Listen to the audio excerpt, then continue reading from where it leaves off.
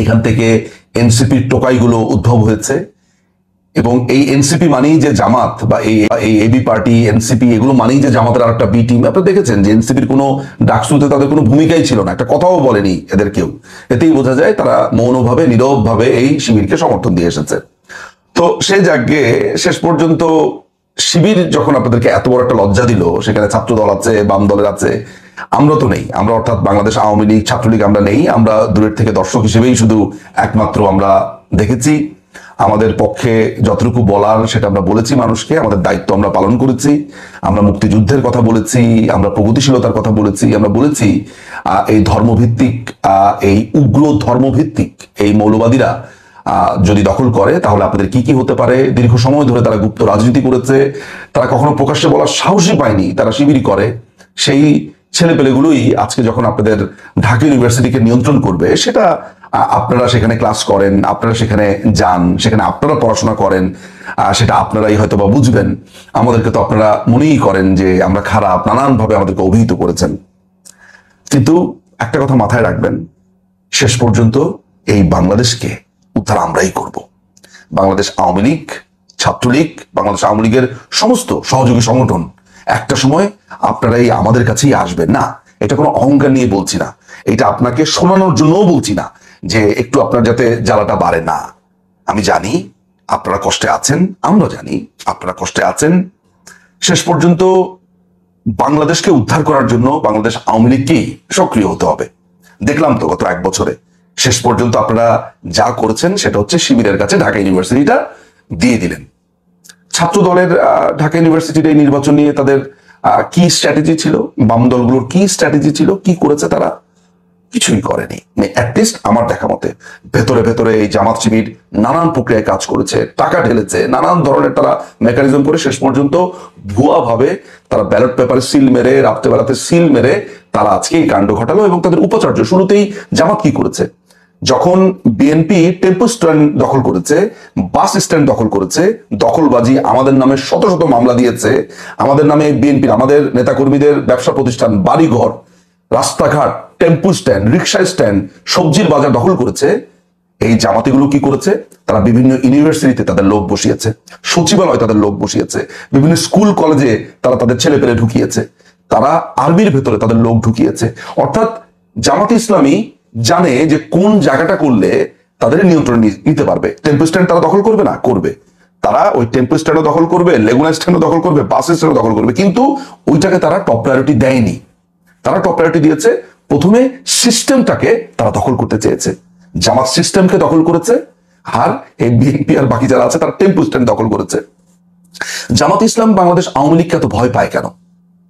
জয় বাংলা শব্দটা শুনলে, ওই হুঙ্কার শুনলে তারা আমাদের ওই লুঙ্গির তলাতে এসে অভিনয় করে কিভাবে তারা আমাদের মতো হয়ে যাওয়ার চেষ্টা করেছিল। বা এই যে ছাত্র শিবিরের অনেকেই যে আওয়ামী লীগের নিচে এসে বা একদম অভিনয় শিল্পীর মতো তারা আওয়ামী লীগ সেজেছিল, এটা কেন করছিল? কারণ তারা আমাদেরকে ভয় পায়, বিএনপিকে ভয় পায় না।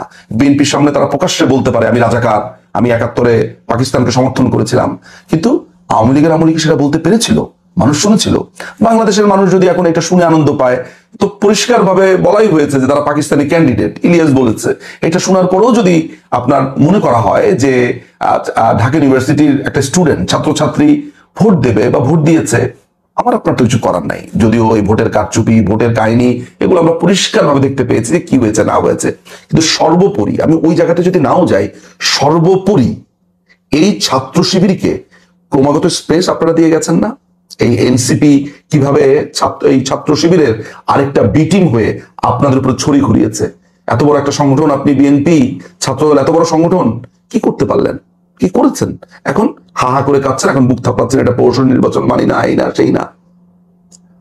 আমরা দূর থেকে এই ঘটনা দেখেছি। অনেকেই বলছেন যে আপনারা তো চেষ্টা করেছেন, কিছু করতে পারলেন না। অনেকে মজা পাবে যে হ্যাঁ, নিজু মজুমদার এটা বলেছে, কিছু করতে পারলো না। আমাদের কোনো কষ্টের জায়গা নেই, আমাদের কোনো হারাবারও কিছু নেই। আমরা গত এক বছর ধরে এই বাংলাদেশকে খুবই বিস্ময় নিয়ে দেখছি। এই বিস্ময়ের অবস্থার মধ্যেই আমরা আছি। আমাদের হারাবার কিছুই আসলে এই মুহূর্তে নেই। কারণ সেই দিনই আমাদের বিস্ময়ের ক্ষমতা নষ্ট হয়ে গিয়েছে, যেদিন সবাই মিলে বঙ্গবন্ধুর বাড়িটাকে ভেঙে দেওয়া হয়েছে, পুড়িয়ে দিয়েছে, যেদিন বঙ্গবন্ধুর ভাস্কর্যের উপরে অশ্রদ্ধা জানিয়েছে। সেই দিনই বুঝে গেছি, সেই দিনই বুঝতে পেরেছি যে এই দেশে যেই মানুষটি স্বাধীনতার এনে দিলেন, স্বাধীনতার সূতিকাগার বা যেই মানুষটির নেতৃত্বে আপামর জনসাধারণকে সাথে নিয়ে এই দেশটি স্বাধীনতা লাভ করলো, সেই মানুষটা যখন এই বাংলাদেশে শ্রদ্ধা পায় না, সম্মান পায় না, ওই দেশটা সম্পর্কে ব্রিটিশ না ওই সময়টাতেই এসে গেছে আসলে। ফলে আমরা এখনো এই ঘটনাটাকে ওই বিস্ময়ের জায়গা থেকেই, আমাদের চলমান বিস্ময় থেকেই দেখছি, নতুন কিছু না।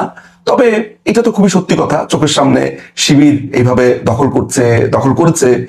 আমরা ফিরলে ঢাকা ইউনিভার্সিটি থেকেও তাদেরকে কিভাবে সরাতে হয়, কিভাবে নির্মূল করতে হয়, এগুলো আমাদের জানা আছে। কিন্তু সেটির পরিবেশ তো তৈরি হতে হবে, সেটার অবস্থান তৈরি হতে হবে। সেটা নিশ্চয়ই হবে, সময় সবকিছুই করে দেবে। কিন্তু আপনারা যারা এখন সাফার করবেন, যারা সাধারণ শিক্ষার্থী, যারা মুক্তিযুদ্ধের পক্ষে, জানি এই কষ্টবোধ আপনাদের আছে, কারণ সম্মিলিতভাবে যদি সবাই এদের বিরুদ্ধে জিততে পারতেন তাহলে একটা আনন্দ নিশ্চয় আপনাদের হতো। কিন্তু এদেরকে সহ্য করতে হবে। এরা এখন এখানে শিবিরের রাজনীতি, শিবিরকে আরো শক্তিশালী তারা করার চেষ্টা করবে, এবং সেটাই আপনাদেরকে হজম করতে হবে।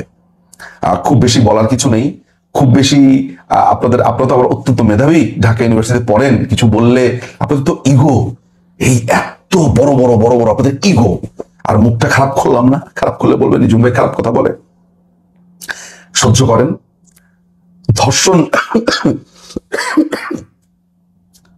ধর্ষণ যেখানে নিশ্চিত, সেটা উপভোগ করাই ভালো। এতটুকুই, এর বেশি কিছু আমার বলার নেই। অনেক ধন্যবাদ। ডাকসুর এই নির্বাচনকে কেন্দ্র করে শুধু যে আপনার বিএনপি হারছে, এখন পর্যন্ত বিএনপির অনেক সমর্থককারীরা তারা ইনস্ট্যান্ট নাও এটা তারা মানতে নারাজ। আমি তাদের উদ্দেশ্যে একটা কথা বলতে চাই যে ভাই শোনেন, আপনারা একটু আওয়ামী লীগের দিকে তাকান।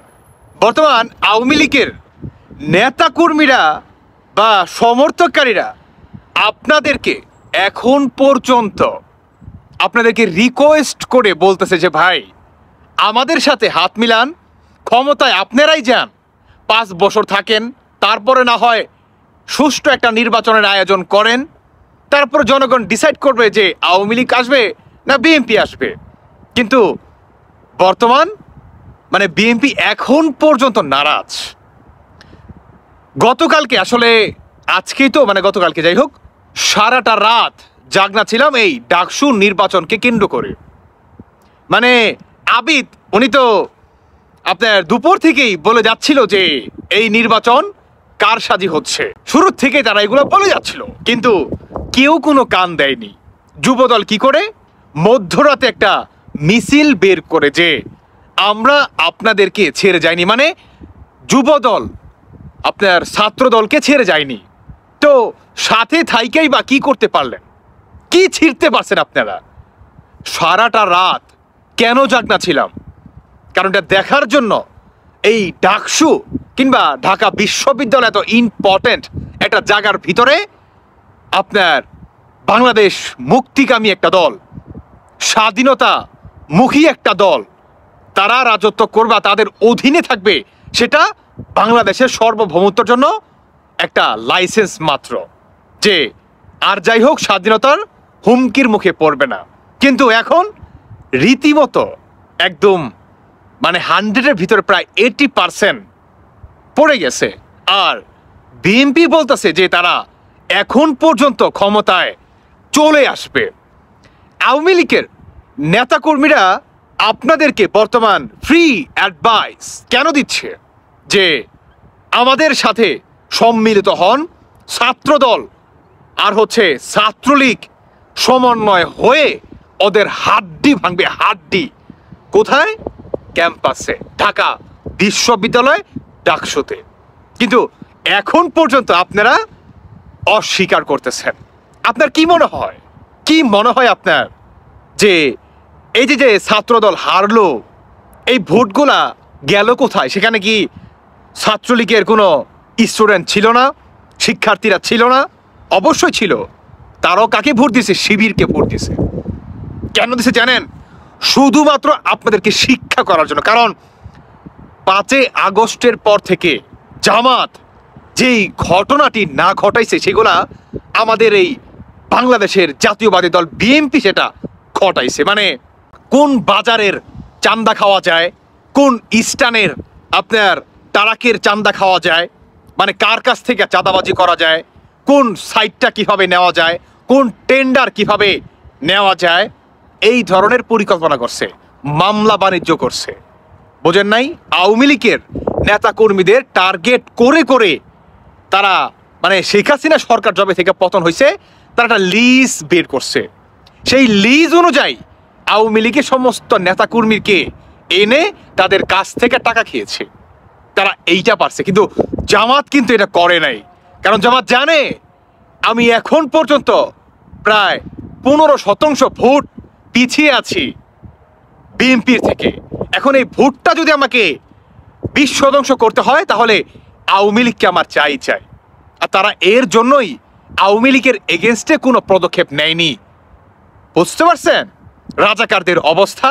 কারণ রাজাকারদের প্ল্যান হচ্ছে তারা ক্ষমতায় যাবে, তারপরে আওয়ামী লীগ আর বিএনপি এই দুই ভাইকে 2 হাতদা চাতাদা ধইরা তারপর গলা টিপে হত্যা করবে একদম চিরতরের জন্য বাংলার মাটি থেকে। এই ধরনের নাটকলাস ডিজাইনের বর্তমান জামাত শিবির আগাচ্ছে। আর ইনস্ট্যান্ট নাও এখন পর্যন্ত আওয়ামী লীগ আপনাদেরকে আহ্বান দিচ্ছে যে চলে আসেন, আমরা স্বাধীনতামুখী 2টা দল একত্র হয়ে এদের বাংলাদেশ থেকে উৎখাত করে ফেলি। এখন পর্যন্ত আওয়ামী লীগ একাই যথেষ্ট, আরে ভাই ছাত্রলীগই যথেষ্ট, কিন্তু তারপরও আপনাদেরকে সাথে নিয়ে তারা এটা পর্যন্ত বলতেছে ক্ষমতায় আপনারাই যাবেন, কিন্তু আমাদের নেন, সাথে নেন, আপনারা একা পারবেন। আর বিএনপি ইম্পসিবল, আওয়ামী লীগ ব্যতীত ইম্পসিবল। আর তার বাবারও ক্ষমতা নাই। বুঝতে পারছেন? তাই আপনারা যদি সামনে ক্ষমতায় যেতে চান, অবশ্যই আমি বলতে চাই আওয়ামী লীগের এই প্রস্তাব আপনাদেরকে গ্রহণ করতেই হবে। না হলে আপনাদের পতন, অধপতন আরো দীর্ঘ থেকে দীর্ঘ হবে। বুঝতে পারছেন? যাই হোক, আর কিছু বলার নাই। তবে হ্যাঁ, কলিজায় রক্তক্ষরণ হচ্ছে এই ডাকসুর নির্বাচন দেখি। আর আশা করি বুঝে গেছেন এই অন্তর্বর্তী সরকারের অধীনে নির্বাচন কতটুকু সুষ্ঠু হবে। টের পেয়ে গেছেন আশা করি।